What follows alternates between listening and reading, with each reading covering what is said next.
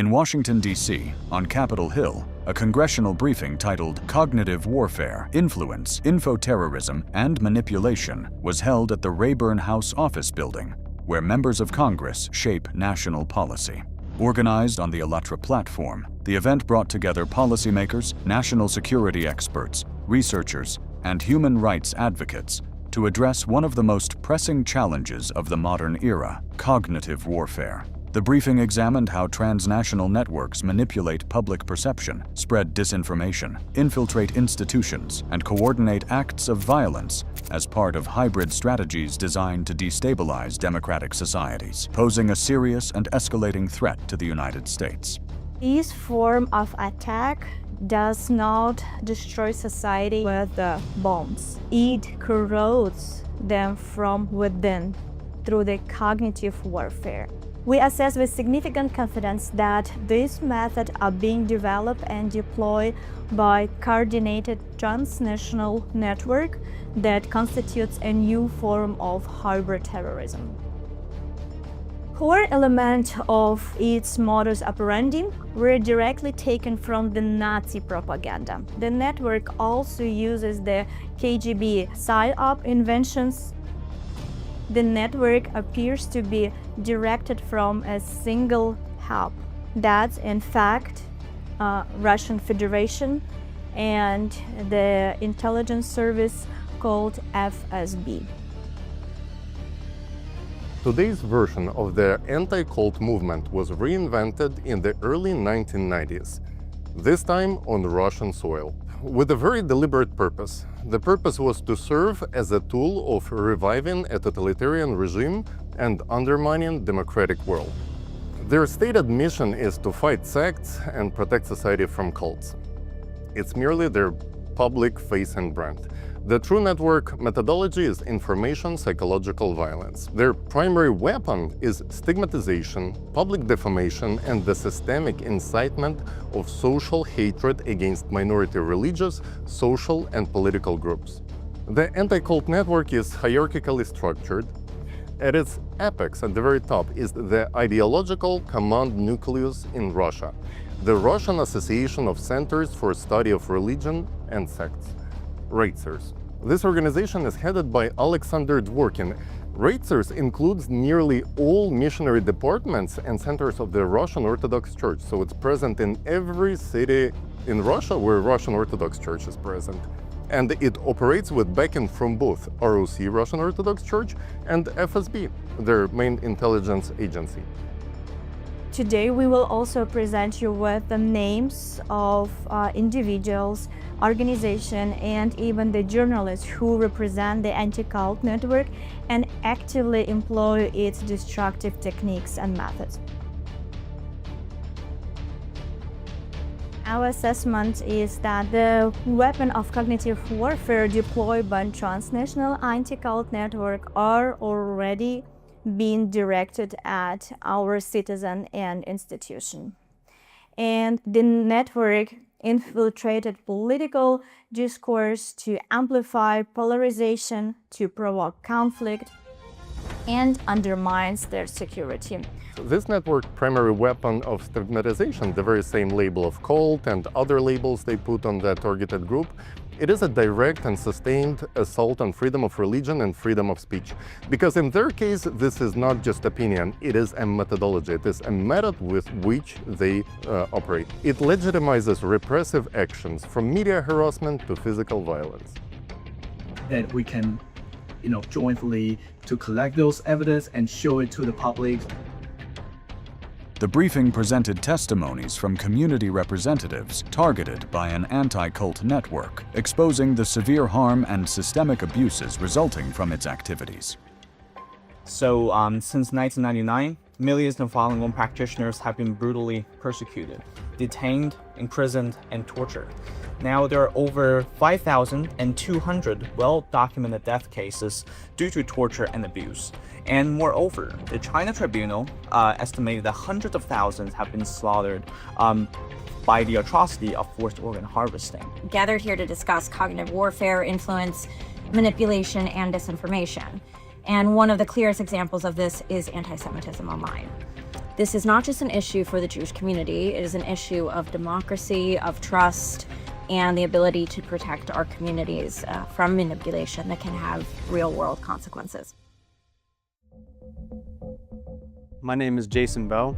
I am a veteran, a former staff sergeant in the Michigan Army National Guard. I conducted one tour to Afghanistan in 2011. I finished out my time in service with the 46 MP Command Detachment at Light Guard Armory, conducting funeral honors for many of our veterans until I separated in 2016. I am currently completing my bachelor's degree at the University of Michigan for secondary education. My hope is to give back to our country who has given so much to me. As someone who defended this nation, I never imagined I would need to defend my right to volunteer freely and openly.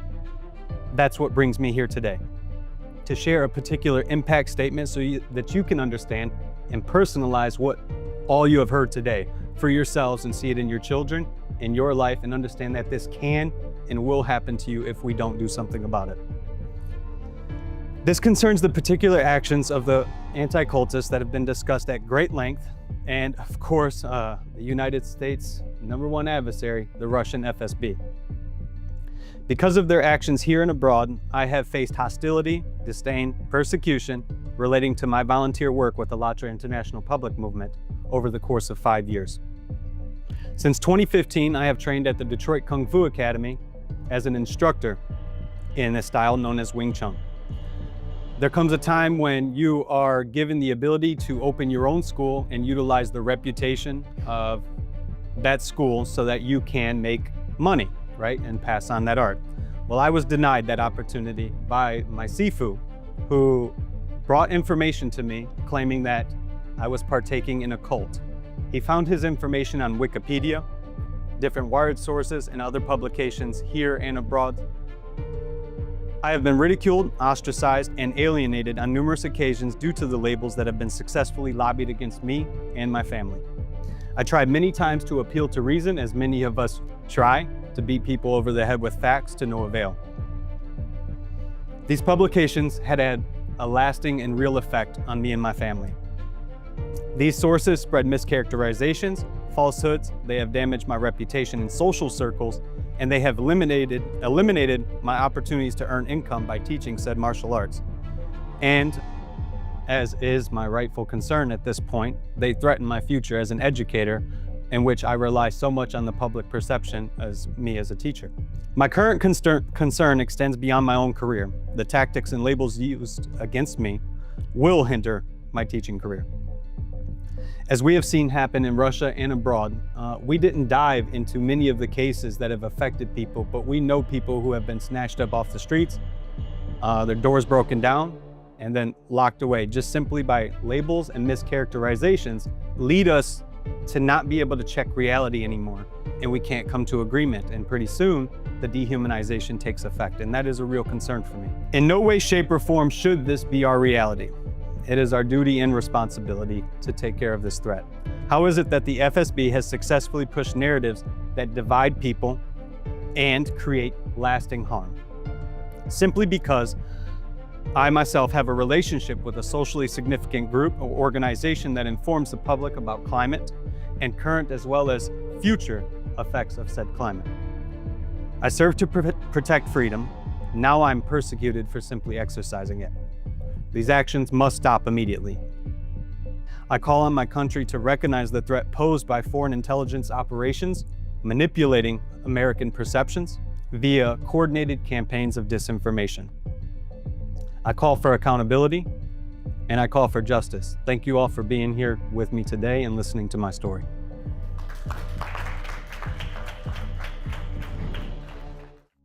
The network's influence extends to the highest levels. The briefing detailed the case of Jakub Jal, an alleged network asset in Europe. When faced with serious criminal accusations, he was not investigated. He was protected. Witnesses report systemic sexual violence with a focus on age 8 to 13. Witnesses describe Jal secretly administering injections of unknown substances to children in a separate room. Witnesses recount that he committed acts of sadistic cruelty, including forcing victims to engage in coprophilia and killing stray dogs. Consider the story of a child the documentary calls Violet. At just 13 years old, she was allegedly raped by Yal, who, according to her, first slipped something into her water, but she didn't immediately realize it. Then he raped her several times, and when she tried to escape, Yal cut her with a knife. The documentary shows Violet recounting this trauma, still bearing the physical and emotional scars years later. One of the most shocking aspects of this case is the reason that victims gave for their silence. Why they did not go to police? Because, as they explained themselves to journalists, inherent power imbalance, the legacy of colonial dynamics, taught them that the word of a white person from Europe would always outweigh the testimony of a poor local children. Yal, as they believed, was untouchable. Witnesses state he used photos of smiling African children to solicit donations from well-meaning Europeans, collecting an estimate of 2 million Czech crowns, about 85,000 USD. But according to these witnesses, none of that money went to children. Instead, it was used to fund Yal's personal lifestyle, to buy drugs, which he distributed among the youth, which local leadership documented, and there is official document on and drug dealing charges against him. Crucially, he was using that money that he collected as donations to help children to bribe local officials to ensure their silence and complicity. The testimonies of Violet and other children in Moshi could have easily disappeared, buried by fear, poverty, and systemic indifference. But they did not, due to intervention of ALLATRA International Public Movement, the movement that also engages in human rights advocacy. When Asim Zapisheva's documentary was released, ALLATRA volunteers took a role of global amplifier, ensuring that the voices from Tanzania reached the international audience.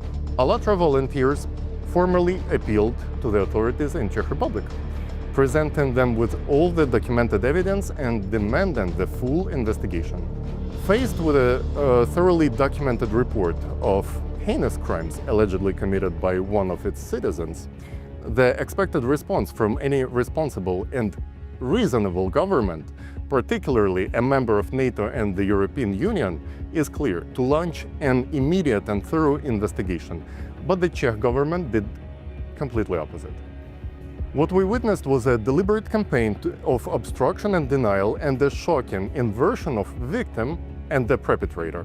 And the Czech government, led by its highest law enforcement official, chose to publicly exonerate the alleged serial child abuser, and in doing so, they sent a chilling message to the victims: your voice do not matter. At the same time, it also signaled to FSB-linked anti-cult operatives in Europe that they can enjoy full protection and impunity for their inhumane activities. Subjected these children to a second form of violation. Their trauma was denied, their credibility was attacked, and their suffering was deemed less important than the reputation of their alleged attacker. This legal failure is inextricably linked to a systemic racism. By its actions, Czech government created a de facto hierarchy of human value. The reputation of one white European citizen was publicly and forcefully prioritized over the sworn, documented testimonies of dozens of Black African children. The implication is staggering, that democratic institutions are being leveraged to protect the assets of a hostile intelligence service. This is not a European problem. This is a clear and present danger to the United States. A network that can shield its agents in Europe can spread disinformation and manipulate politics in America. We therefore recommend that Congress takes following 4 actions. First, a thorough investigation of the anti-cult network and all affiliated actors is urgently required. Second, we urge Congress to launch immediate investigation into key figures within this network, starting from Jakub Jal and his political protector.